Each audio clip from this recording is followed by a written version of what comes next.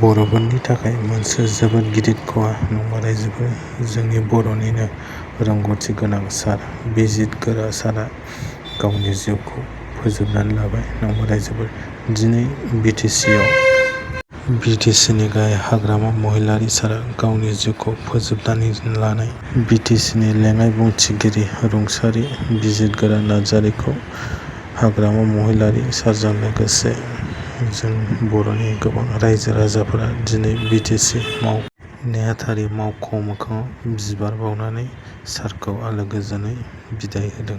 लोगोसे बिटिसिनि चिफ हाग्रामा महिलारि सारा सार बिजिरगिरि नार्जारिनि फारसे नायबिजिरनो थाखाय मा खोथा फोरमायखो नैबे भिडिअनि गेजेरजों नायलांबानो जाबाय। लोगोसे रायजोफोरा जाहाथे सारा इसोरनि फारसे अबंलावरिनि फारसे आलो गोजोनै थानो हायो बेनि थाखाय रायजोफोरा सारनि फारसे प्रे खालामहरबानो जाबाय कमेन्टनि गेजेरजों जाहाथे सारा मोजाङै गोजौआव थाहैनो हायो। थ' रायजोफोर भिडिअखौ नायलांदो आरो कमेन्ट हरबानो जाबाय।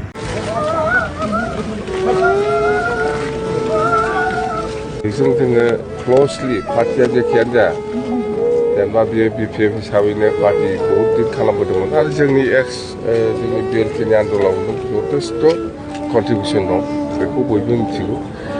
गथिखे आं सानो जोंनि बिटिसिआव राजनितिखौ नायोबा जोबोद खहा जादों। बेबायदि राजनिति खालामनो गोरों बा रायजोजों मिलायनानै मावनो गोरों सासे मोजां सोद्रोमा गोमाबाय होननानै जों बुंनो हायो।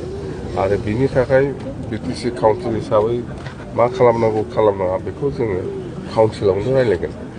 दा दिनैनि दिनाव माबा मोनसे घोषणा खालामनाया एसे उसुबिदा एसे नर्माल जागोरदों बेखौ आं सानदों। बेखिनियानो जाथायनि आन्दोआव माबाफोर सन्देह दं? जों बेखौनो बुंदों मा रहस्यआव बोरै मा जादों जायाखै बेनि सायाव तदन्त जागोन, निस्सय तदन्त जागोन। आरो जोङो बिथांनि फेमिलिखौ जोङो मथथे जों काउन्सिला जों सिन्था खालामदों तदन्तआ जागोन, मोजां बिसार जागोन, निस्सय ओंखारगोन। बेखायनो जोङो तदन्तफ्रा मोजां जागोरथों बेनि उनाव जों मा घोषणा खालामनांगौ खालामनांगौ। दिनैनि दिनाव घोषणा खालामनाया जोंनि थाखाय एसे उसुबिदा बे